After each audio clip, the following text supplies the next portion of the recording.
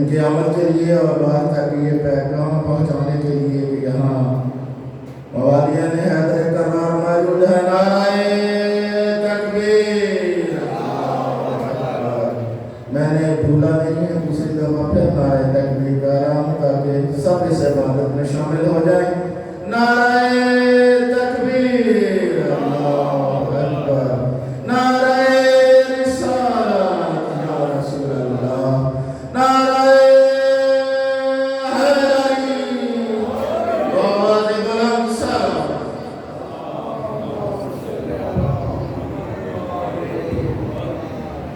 نعرہ تکبیر. نعرہ رسالت. نعرہ حیدری. آواز بلند صلوات.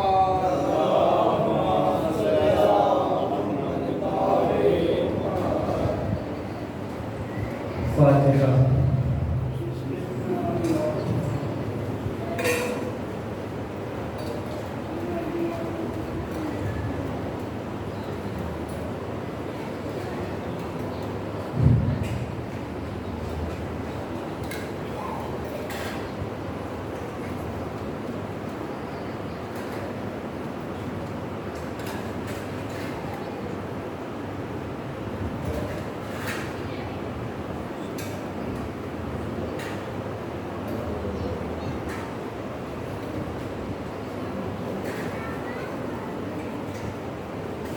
أعوذ بالله من الشيطان اللعين الرجيم.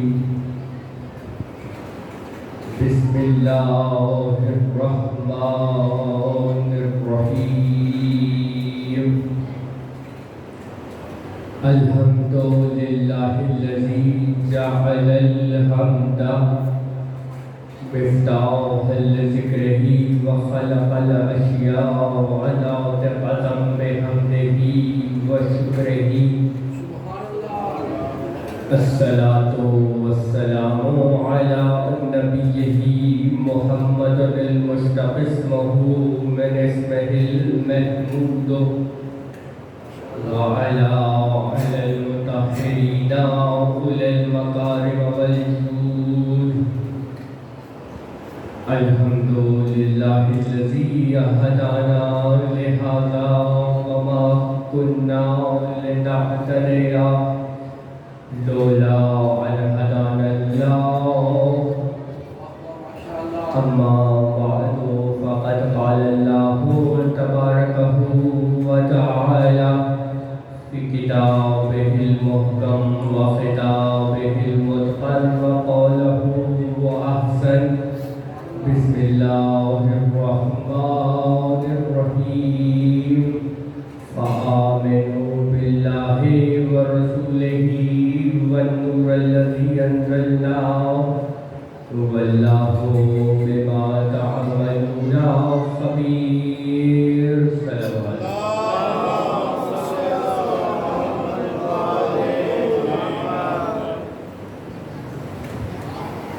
بآواز بلند صلوات.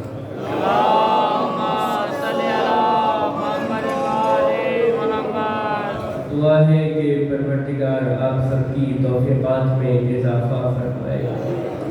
جو افراد بستر علالت پر ہیں انہیں شفا یاب سحر نصیب فرمائے.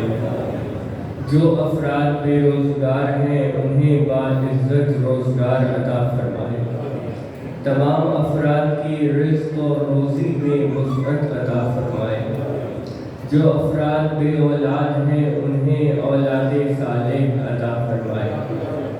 سلطان کائنات ولی عصر کے ظہور میں تعجیل فرمائے. بلند آواز سے صلوات پڑھنے کی تمام دعائیں مستجاب ہو جائیں. اللہم صلی علی محمد وآل محمد. کمال مصنوع دلیل ثانے کے عنوان سے گفتگو اپنے چھٹے مرحلے میں داخل ہو چکی ہے. عزیزان گرامی قدر، کمال علم کے بعد ہم نے کمال عمل کو دیکھا کہ جہاں علم اپنے کمال پر ہوتا ہے وہاں عمل بھی اپنے کمال پر ہوتا ہے۔ جہاں علم اپنے کمال پر ہوتا ہے وہاں ارادہ الہیہ ہوتا ہے۔ جہاں علم اپنے کمال پر ہو وہاں ضروری ہے کہ پہلے عقل اپنے کمال پر ہو۔ جہاں علم اپنے کمال پر ہو وہاں عقل اپنے کمال پر ہونی چاہیے، اور جہاں عقل اپنے کمال پر ہو اور وہ عقل جس پیکر میں ہو اس پیکر کو بھی کمال پر ہونا چاہیے۔ اور میں اگلا جملہ دے کر اگلی منزل میں داخل ہو رہا ہوں کہ جس پیکر میں عقل ہوگی، جہاں علم کمال پر ہوگا وہاں اس پیکر کے ساتھ ساتھ، اس وجود کے ساتھ ساتھ، اس انسان کے ساتھ ساتھ اس روح کو بھی کمال پر ہونا چاہیے۔ روح کو بھی درجۂ کمال پر ہونا چاہیے۔ جہاں علم اپنے کمال پر ہوگا، جہاں عقل اپنے کمال پر ہوگی، وہاں ضروری ہے کہ وہ روح جس روح میں علم موجود ہے، وہ ظرف جس میں علم موجود ہے، اس روح کو بھی کمال پر ہونا چاہیے، کیونکہ علم کا براہ راست تعلق ہے روح کے ساتھ۔ علم کا براہ راست تعلق ہے روح کے ساتھ۔ جتنا علم درجۂ کمال پر ہوگا، جتنا علم زیادہ ہوگا، اتنی روح درجۂ کمال پر ہوگی۔ جیسے ہمارے لیے ہمارے جسم کے کمال کے لیے، جیسے ہمارے جسم کی نشو و نما کے لیے رزق ضروری ہے، غذا ضروری ہے، اسی طرح روح کی نشو و نما کے لیے، اسی طرح روح کے کمال کے لیے بھی رزق و غذا ضروری ہے۔ جیسے ہمارے جسم کے لیے غذا ضروری کمال تک پہنچانے کے لیے، اسی طرح روح کے لیے بھی غذا ضروری، روح کو کمال تک پہنچانے کے لیے۔ ہمارے جسم کو کمال تک جو پہنچائے وہ غذا لذیذ طعام ہے، لیکن جو روح کو درجۂ کمال پر پہنچائے وہ رزق، وہ غذا علم ہے۔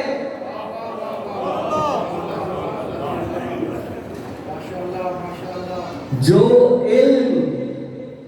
علم رسول خدا کے پاس تھا وہی علم جناب امیر المومنین کے پاس تھا، کیونکہ جو کمال اس اول مصنوع میں تھا وہی کمال اس اول مصنوع کے ہر حصے میں تھا۔ لہذا ہمیں اگر اپنی روح کو کمال پر پہنچانا ہے تو ہمیں علم حاصل کرنا ہوگا۔ اگر ہمیں اپنی روح کو درجۂ کمال پر پہنچانا ہے تو ہمیں علم کی ہم میں طلب ہونی چاہیے۔ تو وہ افراد جو درجۂ کمال پر تھے، وہ افراد جو درجۂ کمال پر تھے، وہ افراد جن کی ارواح درجۂ کمال پر تھی، وہ جب دنیا میں آتی تھیں تو جون سی مرضی روایت اٹھا کے دیکھ لیجئے، جس مرضی معصوم کی ولادت کی روایات دیکھ لیجئے، جب وہ افراد دنیا میں آتے تھے تو ایک نور ساطع ہوتا تھا،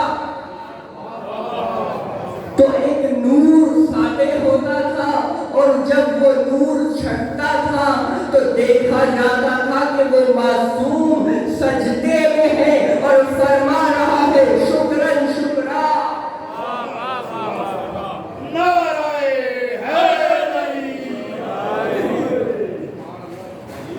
جہاں علم درجۂ کمال پر ہو وہاں روح درجۂ کمال پر ہوتی ہے۔ عزیزان گرامی، جہاں علم درجۂ کمال پر ہو وہاں ولی خدا ولادت کے بعد آغوش رسالت میں جب آتا ہے تو کہتا ہے یا رسول اللہ تو رات سناؤ کہ برا۔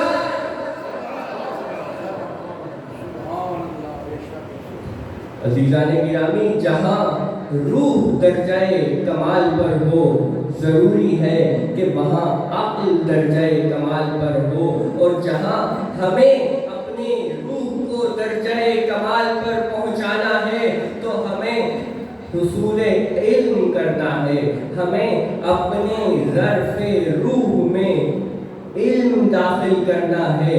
یہ ہماری روح ہے جو درجۂ کمال پر سلسلے طے کر کے پہنچتی ہے، وہ ان کی روح ہے جو جب دنیا میں آتی ہے تو قرآن سناتی ہے۔ سبحان اللہ، سبحان اللہ۔ توجہات عزیزان گرامی، یہ ہماری روح ہے۔ ہم اس دنیا میں جب آثار حیات ظاہر ہوتے ہیں، اس دنیا میں جہاں ہم زندگی بسر کر رہے ہیں، اس عالم ہستی کے اس حصے میں جہاں آپ زندگی بسر کر رہے ہیں، یہاں آثار حیات ظاہر ہوتے ہیں تعلق سے، یہاں آثار حیات ظاہر ہوتے ہیں تعلق سے۔ مثال کے طور پر میں خاموش بیٹھا رہوں، نہیں معلوم ہوگا کہ بولنا جانتا بھی ہوں یا نہیں، نہیں معلوم ہوگا کہ لکھنا جانتا ہوں بھی یا نہیں، لیکن میرے ہاتھ میں قلم دے دیجئے، قلم سے تعلق قائم ہوگا تو معلوم ہوگا کہ لکھنے کی صلاحیت موجود ہے۔ قلم سے تعلق قائم ہوگا تو معلوم ہوگا کہ لکھنے کی صلاحیت موجود ہے۔ منبر سے تعلق قائم ہوگا تو معلوم ہوگا کہ کچھ خطابت بھی جانتا ہوں یا نہیں، یعنی متعلق اشیاء سے تعلق قائم ہوتا رہے گا، صلاحیتیں ظاہر ہوتی رہیں گی۔ اس عالم ہستی کے اس حصے میں جہاں آپ زندگی بسر کر رہے ہیں، یہاں آثار حیات تعلق سے ظاہر ہوتے ہیں، لیکن وہاں جہاں آپ اس زندگی کے بعد موت کے بعد منتقل ہوں گے، وہاں آثار حیات تعلق سے ظاہر نہیں ہوتے، وہاں آثار حیات ظاہر ہوتے ہیں تجرد سے، وہاں آثار حیات تعلق سے ظاہر نہیں ہوتے، وہاں آثار حیات ظاہر ہوتے ہیں تجرد سے۔ تجرد یعنی بے تعلقی، تجرد یعنی روح و جسم کی بے تعلقی۔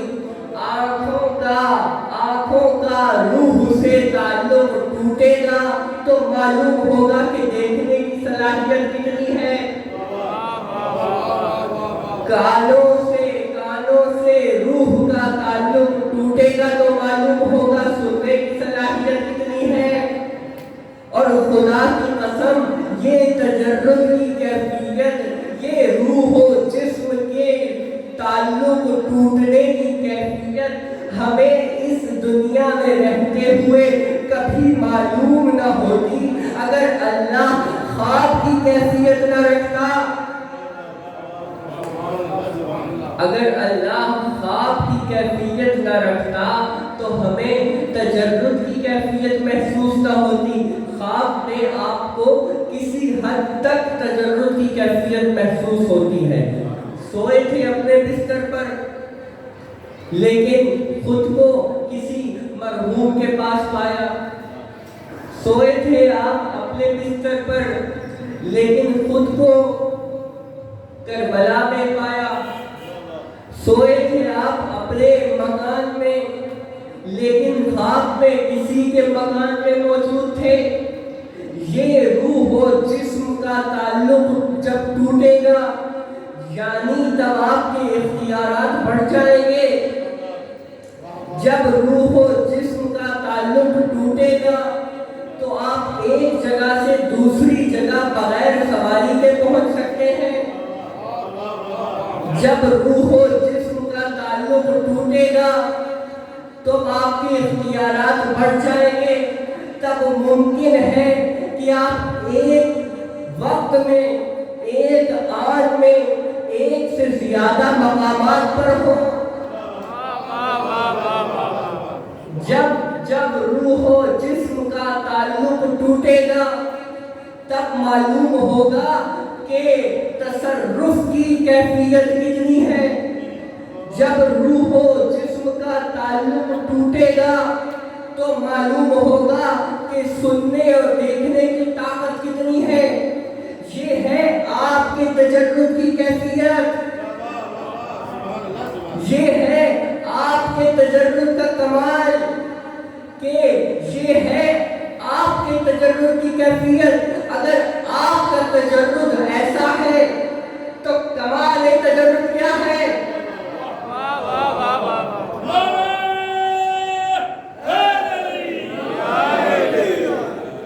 अगर आपके तजर्रुद की ये कैफियत है तो कमाल तजर्रुद क्या है? कमाल तजर्रुद ज़ौक़ समात को हदिया दे रहा हूँ। कमाल तजर्रुद ये है, कमाल तजर्रुद है मा फ़ौक़ तजर्रुद। कमाल तजर्रुद है मा फ़ौक़ तजर्रुद। जो तजर्रुद आपको हासिल होगा उसमें जिस्म बिस्तर पर होगा, रूह सैर कर रही होगी, लेकिन कमाल तजर्रुद में, मा फ़ौक़ तजर्रुद में जहाँ जहाँ रूह जाएगी वहाँ वहाँ जिस्म जाएगा।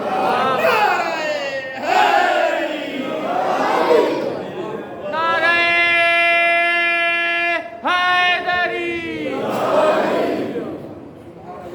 ये आपके तजर्रुद की कैफियत है। ये आपके रूह और जिस्म के ताल्लुक के टूटने का कमाल है कि आपके इख्तियारात बढ़ जाएंगे। लेकिन अगर कोई ये रूह और जिस्म का ताल्लुक तोड़े बगैर पहले मस्जिदे अक्सा में पहुंचा, वहाँ अंबिया को इमामत करवाने के बाद अपने जिस्म के साथ और आगे बढ़ा, यहाँ तक के वो मंजिल आई कि जिब्रील पीछे रह गया। वो मंजिल आई कि जनाबे जिब्रील पीछे रह गए, हुजूर आगे बढ़ गए। हुजूर इतना आगे बढ़ गए कि यकायक सोते अली गूंजने लगी।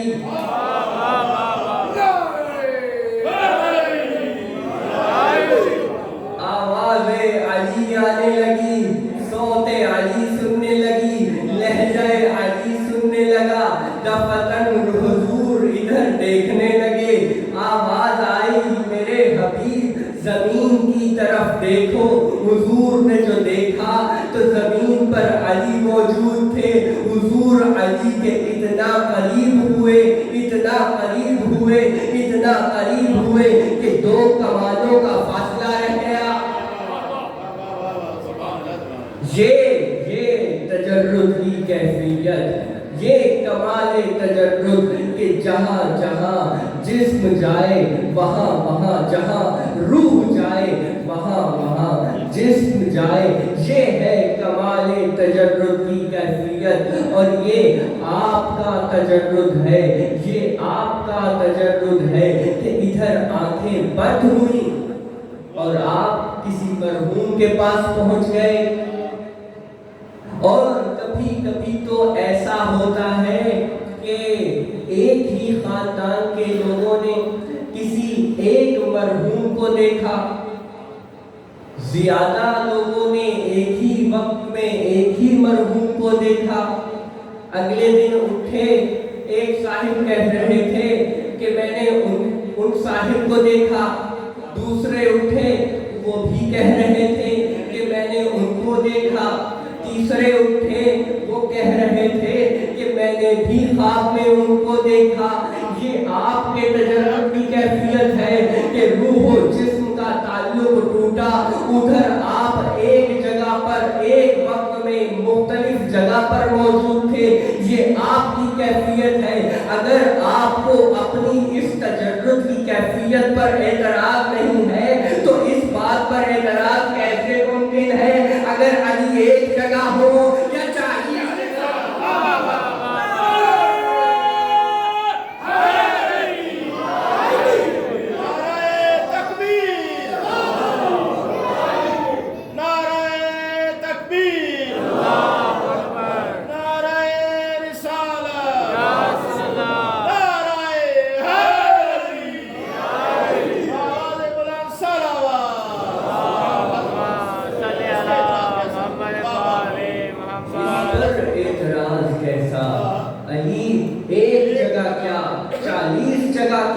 मैं कहता हूँ 4000 जगह क्या, 4 करोड़ जगह क्या, सारी दुनिया में मौजूद है। जहाँ भी कोई चाहने वाला से दिल के साथ कहता है या अली,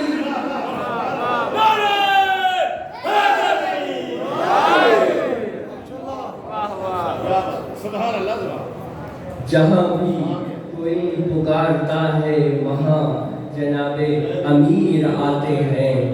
कोई चाहे आप जनाबे अमीर को बुला लीजिए, मदद को आएंगे। चाहे हजरत बक़ियतुल्लाह को बुला लीजिए, वो मदद को आएंगे। चाहे आप आइमा को मदद के लिए पुकारिए, वो मदद के लिए आते हैं। और बस मैंने गुफ्तगू तमाम की। और अगर आप जनाबे ज़हरा सलामुल्लाह अलैहा को मदद के लिए पुकारते हैं तो वो अकेली नहीं आती, 14 मासूमीन जवाब देते हैं। छठे इमाम फरमाते हैं कि 5 हस्तियां ऐसी हैं जो इस कायनात में सबसे ज्यादा रोई हैं। पहले जनाबे आदम, जो अपने बेटे के कत्ल पर 40 बरस रोते रहे। 40 बरस जनाबे आदम रोते रहे, लेकिन जब उन्हें मालूम हुआ कि आखिरी नबी का एक नवासा होगा, उसका एक बेटा अली अकबर होगा जो मेरे बेटे से ज्यादा जवान होगा, तब उन्हें उनका गिरिया जनाबे अली अकबर पे होने लगा। जनाबे आदम वो पहली शख्सियत है जिनका गिरिया कायनात में सबसे ज्यादा है। दूसरी शख्सियत जनाबे याकूब हैं। जनाबे याकूब जनाबे यूसुफ पे 40 बरस रोते रहे। चौथे इमाम फरमाते हैं कि याकूब इल्मे नबुव्वत से जानते थे कि यूसुफ जिंदा है, आंखों से ओझल हुआ था। याकूब 40 बरस खून के आंसू रोते रहे, लेकिन चौथे इमाम फरमाते हैं हमारे लिए करबला में सारे यूसुफ थे। चौथे इमाम फरमाते हैं हमारे यूसुफ करबला में शहीद कर दिए गए, हमारी आंखों से ओझल नहीं हुए बल्कि उन्हें हमारे सामने ज़िबा किया गया। जनाब याकूब ने अभी आंखों से ओझल यूसुफ हुए थे जो 40 बरस गुजार दिए। मैं कहता हूँ जनाब ज़ैनब को देखो, आंखों के सामने कम सिनी का आलम है। सबसे पहले नाना का जनाजा देखा, उसके बाद माँ का जख्मी पहलू देखा, माँ का जनाजा देखा, कुछ अरसे के बाद बाप का जख्मी सर देखा, उसके बाद भाई हसन के जिगर के टुकड़े देखे, उसके बाद भाई हसन के जनाजे के तीर देखे।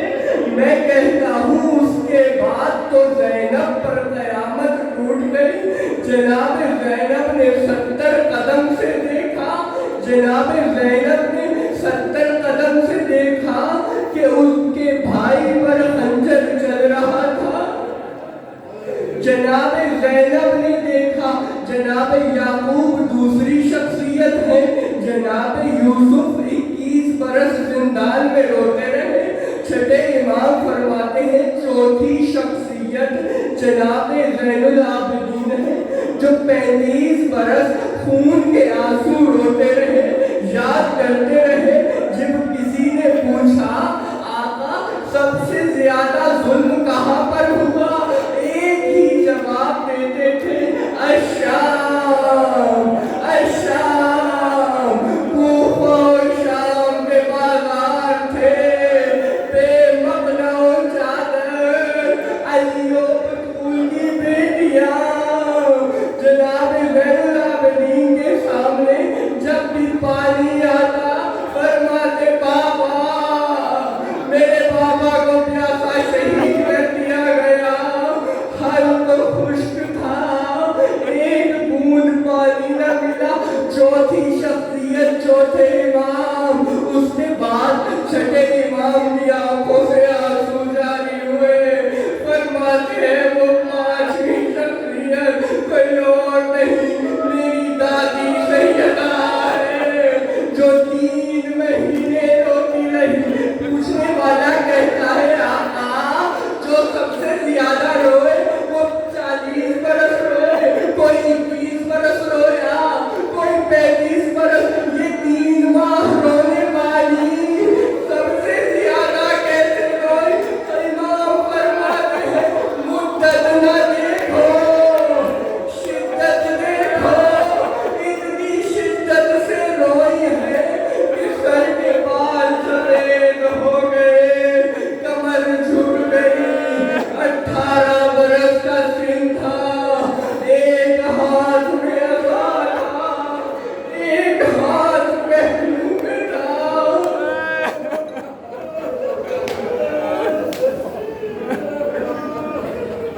पूछने वाला कहता है आका 3 माह में इतना कैसे